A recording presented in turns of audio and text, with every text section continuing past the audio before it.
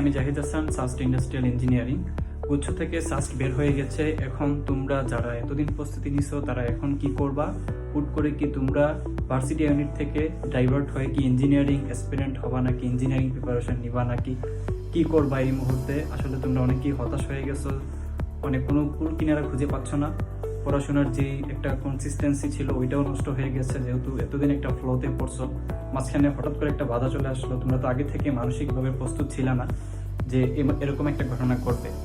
তো যেহেতু একটা ঘটনা ঘটে গেছে, তো এই মুহূর্তে তোমাদের উচিত হবে আস্তে আস্তে করে তোমাদের সারা জীবনের স্বপ্ন যাদের সাস্টেই পড়বা, সাস্টে ইঞ্জিনিয়ারিং গুলাতে পড়বা, তারা একটু একটু করে উদ্ভাসের ইঞ্জিনিয়ারিং গুলা সলভ করা শুরু করো। সেম টপিকই সেমই, জাস্ট ইঞ্জিনিয়ারিং এর মতো করে ক্যালকুলেটর ইউজ করে সলভ করা শিখবা, আলাদা কিছু না। জাস্ট ক্যালকুলেটর ট্রিক্স গুলা শিখবা এবং একটু জটিল থিঙ্কিং করা শিখতে হবে।